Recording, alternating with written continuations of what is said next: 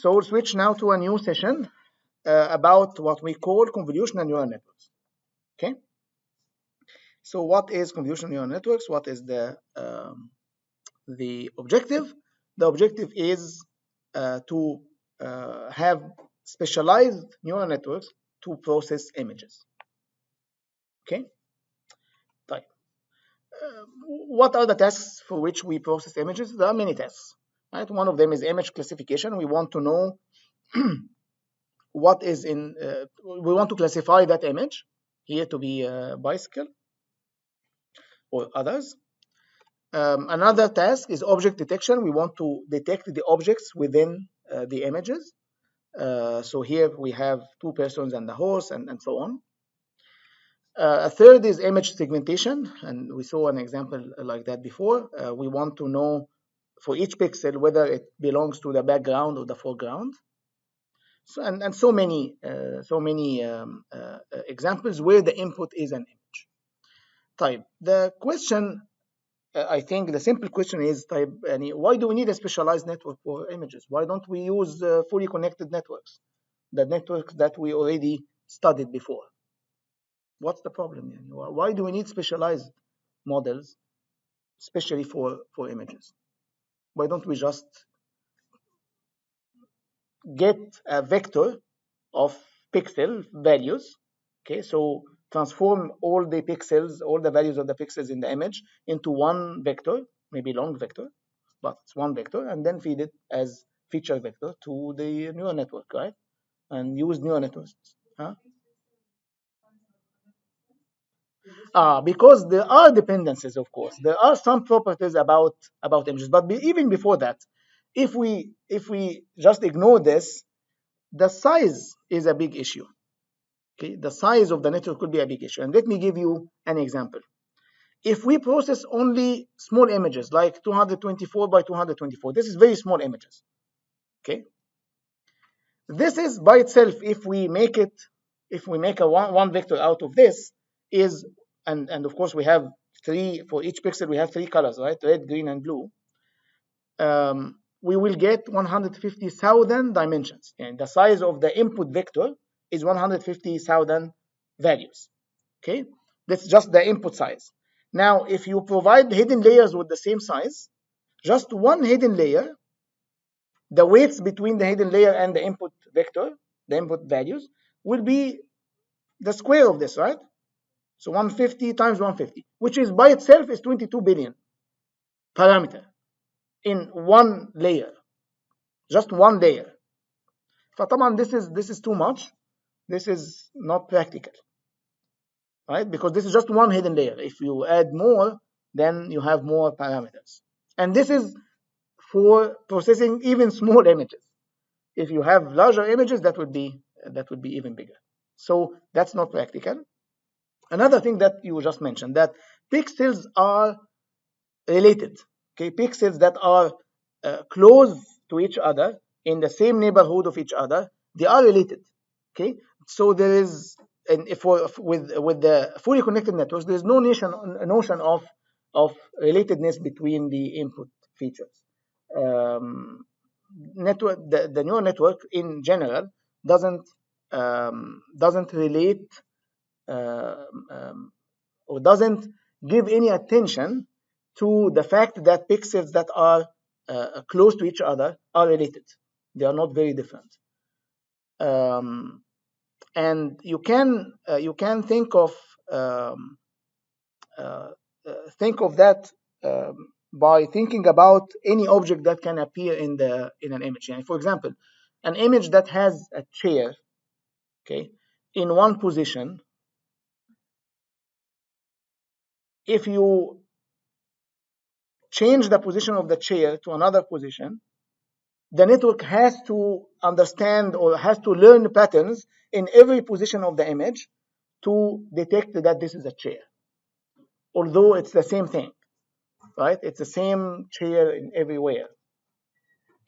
If you change the orientation of the image, or if you translate it a little bit, then the network has to really understand that these are things that are different. I mean, getting it in different input training examples so that it can It can learn that these things are the same because it doesn't have any notion of how images are actually structured. So that's a problem. That's why we really need something that is specialized. So as I said, we need something that is stable under geometric transformations. If we did some transformations to the image, then we don't need to train a new network. So we really need specialized networks for processing images. The one that we will study in this session are called convolutional networks. Convolutional networks have two main attributes. The first one is that it look really to the neighborhood. Okay, so it only look at local patches of the image. So it makes sense of local neighborhood within the image, not the whole thing, and apply that everywhere in the image. So if it has a pattern that detects that this is a chair, it doesn't matter where in the image the chair is, it will detect the chair, or it will learn that this is a chair. Okay, and we will see how this is done. But this is very important, okay, because otherwise we need lots of training examples to show different orientation of the image so that the network learn from that. And another attribute which is related is that we need to share parameters across the whole image. If we learned that this part of the image is a chair, we don't need to learn it somewhere else. It's the same thing that can be shared and applied on the entire image. So sharing parameters is very important, and we saw that in transformers. And looking locally in neighborhoods is also very important. Questions? My question is like, so the convolution neural networks in idea, they're used to recognize objects? No. It can be trained to do any task on images. But these things that you just mentioned. But these are general features in any image, right? Yani images. What I wanted to say here is that images, the pixels in images are not random. Yeah. They are structured somehow. Yeah. So we want a model that understands this, that assumes that this is an image. It really understands what an image is to some extent, and use that to be trained. Okay. But it applies that to different neighborhoods in the image. Right? Yeah, you will see how. We didn't talk about how yet. Because okay. Like I thought just it takes like the main object of the image or something. No. You will see how we do that. Okay. Any other questions? Now we will now start to talk about two properties that we would like the model to have. At least one of them. We'll talk about that property, and then we'll talk about how actually convolutional networks work. So the two properties are called invariance and equivariance. What do we mean by that? Invariance means that if I do a transformation to an input, the model output should not change. That means that this property is called invariance. Okay, so a function is invariant to a transformation if the output of the function given the input is the same if we actually do the transformation to the input. What does that mean? Let me show you an example. This image has a mountain, right? So if we are doing image classification, this is a mountain, right? Type. If I did translation to that image a little bit to the left, it's still a mountain, right? Still a mountain. So I want the model that I will train for image classification to be invariant to translation. Whatever translation you will do, then the output should be the same, should not change. So the image has been translated, but we want our classifier in this case to give the same result. This is called invariance. Okay, so the model is invariant to the transformation that we did to the input. That's for the image classification in particular. Yes. Okay. Right. In another task, we might want the model to be equivariant. What do you mean by equivariant? If I did the translation to the input, the output should not be the same. The output should be translated also. And if I did transformation to the input, the output should be also transformed. So if I apply the transformation to the input, the output of that model should be the same like if I applied it to the original input and then do the transformation. Type. Let me show you an example. You look. This is image segmentation task. Image segmentation means that for each pixel I want to give it a class. Okay, whether it belongs to that object or not. So images, pixels of the same object should have the same class or same color.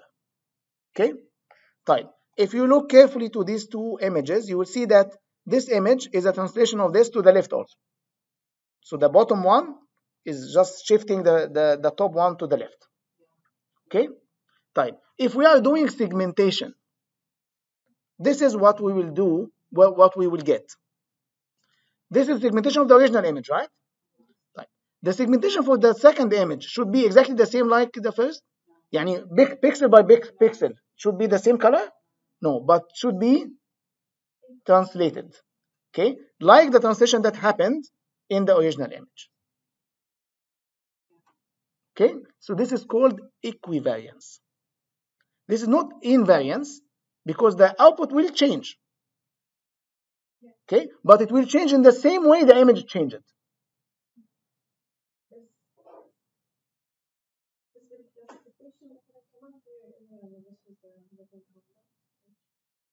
But that's not a classification problem. This is image segmentation problem.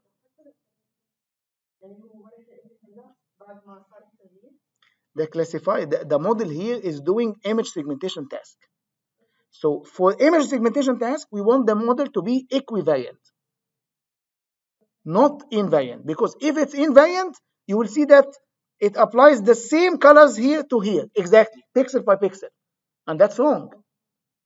Okay, that's wrong in this case, right? In image classification, we want it to be invariant.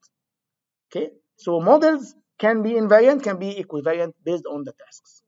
Okay, and you will see that we want the model, the network that we will build soon, to be equivariant to the translation. Whatever translation happening in the input, it should be automatically happen to the output. Okay, so image here has been translated, and we want segmentation to translate with it. Okay, fine. Now we will start talking about convolutional networks.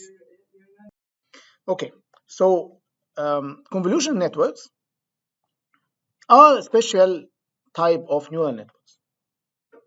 Okay, it also consists of series of layers, but we call the layers here convolutional layers. Okay, so convolutional network is series of convolutional layers.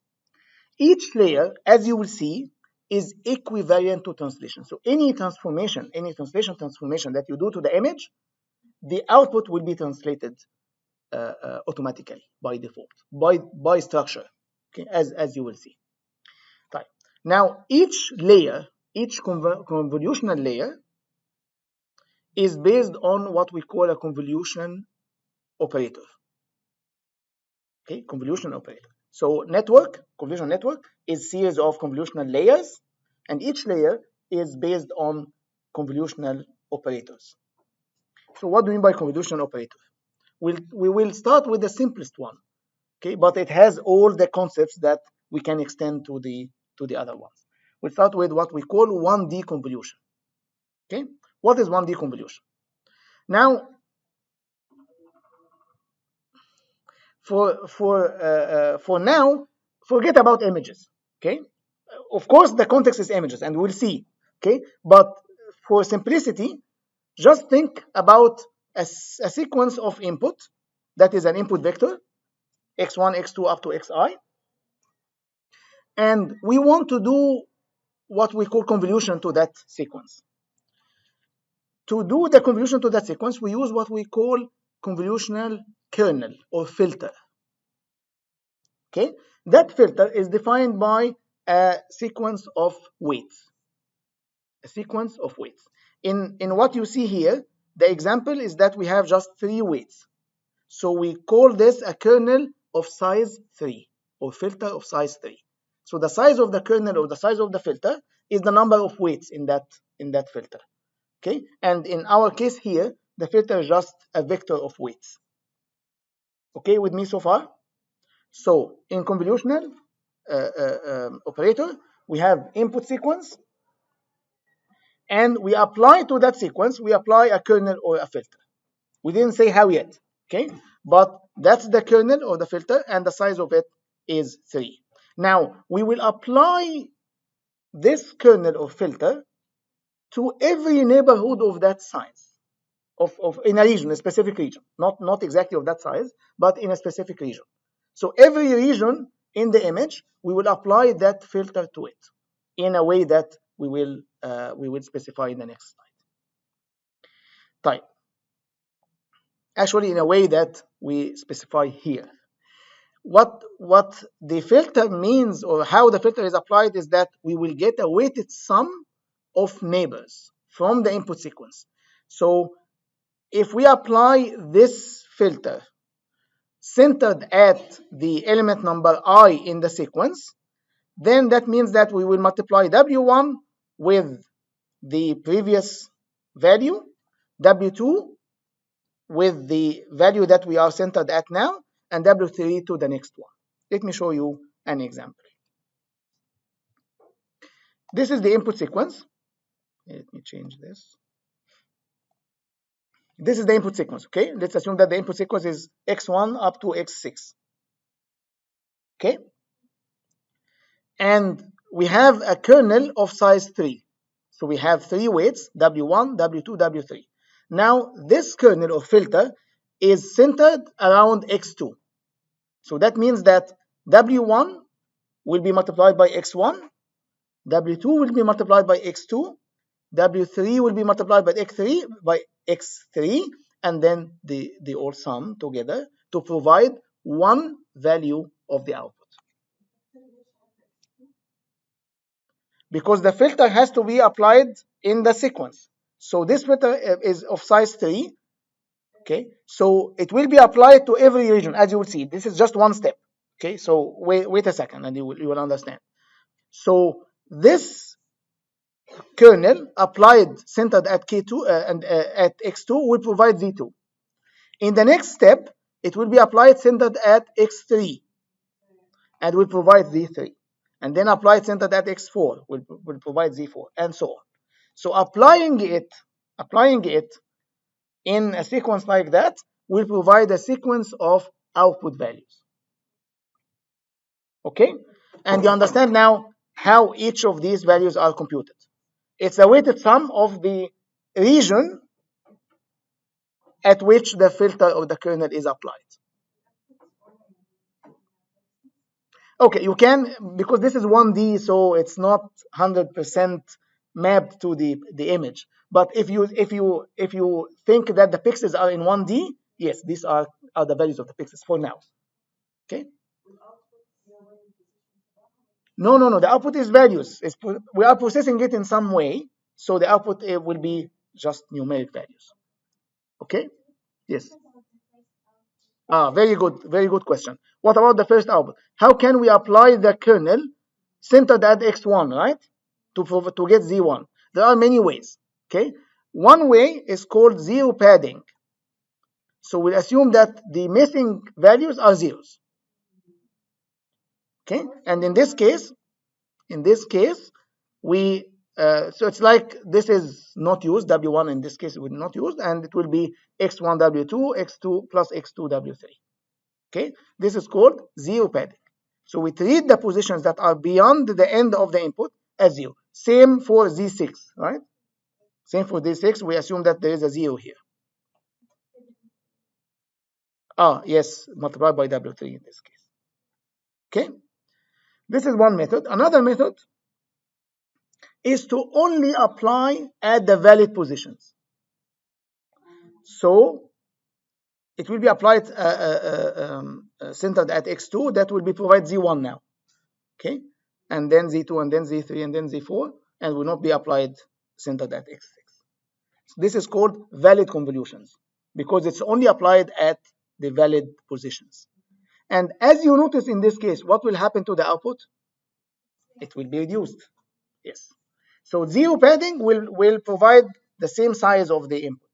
The output will have the number of output values the same like the number of input values, but valid convolutions will reduce the output size. Okay? Yes. Okay. I'm thinking. If, for example, we increase the size of the filter, does that mean we increase the number, like the number of values or whatever these are, the relation of them? Yes. Like, Yes. we want to relate more, Yes. so we increase that number of. Yes, you can. But this can also be done over layers, as we will discuss later. Okay? Because these filters will be done in series of layers. Okay, so you got the idea here? Of course, the filter doesn't have to be of size 3. This is just an example. It can be of any size. Usually it's odd. Yeah, odd. Yeah, odd. That's exactly what I just mentioned. Yeah, it's odd, so that it can be centered at one pixel, at one input. The note here is that this operation, by the way, if you think about it, it is equivalent to translation, right? Because now, if you think about it, if I changed the input, if I translated the input a little bit, one value down, the output will be one value down. If I translate it up, it will be up, right? So this is equivariance here. Okay, by definition, by structure. Okay, nice.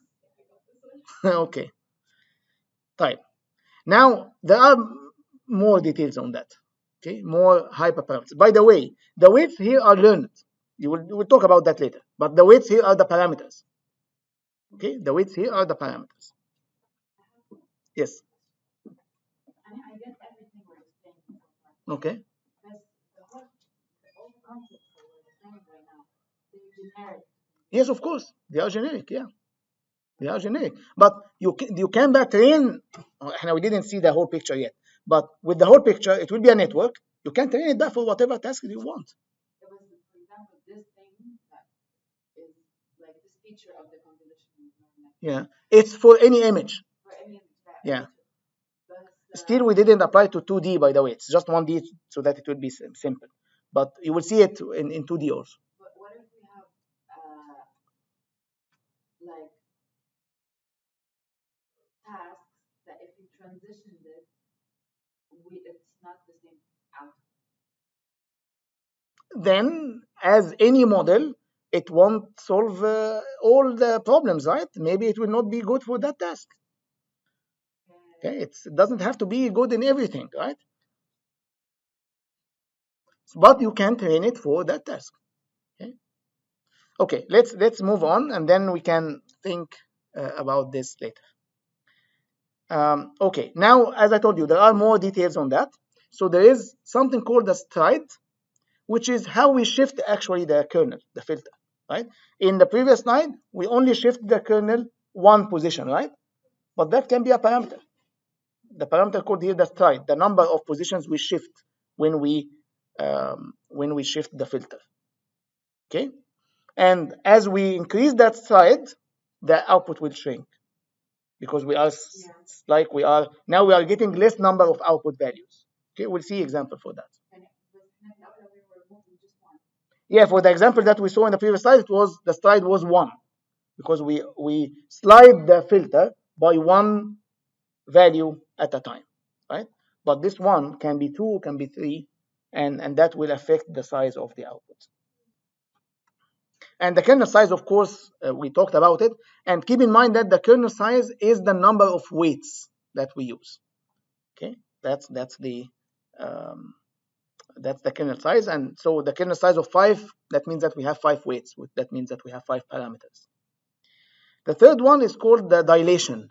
Okay, dilation means that we might skip values. Yani in between applying the weights, we can also skip values. In the previous slide, the dilation was 0. We are not skipping any value, but we can apply dilation of 1, dilation of 2. That means that we apply the weight to that value and then skip 1 and then apply the second weight to the next one and so on. Okay, so we'll see example in the next slide. And that of course can combine information from larger area. Right? Instead of all the pixel, we can expand the focus on larger area of the input. Examples.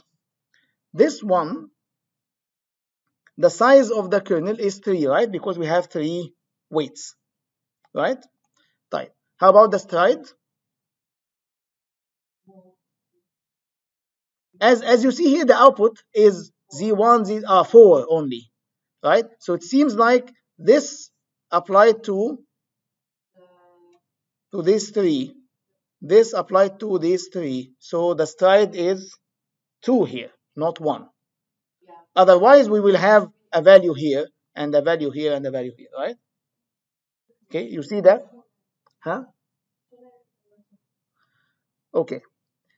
Then if the stride is 1, that means that we have one output value almost for every, especially with 0 padding, we have one output value for every input value. Okay, here we have one, we have one and missing one and missing one, right? So it's like we are applying the filter but shifting it 2 positions every time. Okay.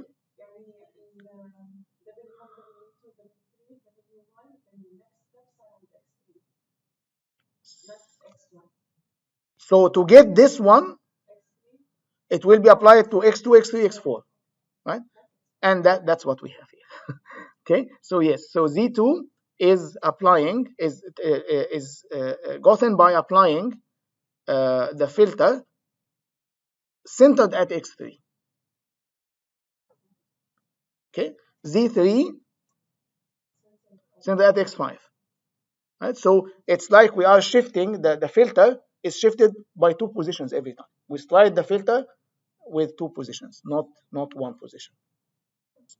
Okay, roughly when increasing the stride, the output will shrink. Yes. Okay. Type. Why the dilation is 0 here? Yeah, because we are not skipping any. And when we apply the filter, we are not skipping any values, any input values in between. Okay. Type. For this one, the size of the filter is 5 because we have 5 weights, right? And here we have one output for each input, so the stride is 1. Okay? With me? Okay. Right.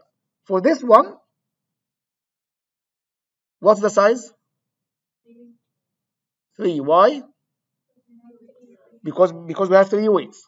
Okay, don't be fooled by the size of the input that we are applying at. Okay, it's the number of weights. That's the size of the filter. And how about the stride? 1, because we have, looks like we are applying it at every single input.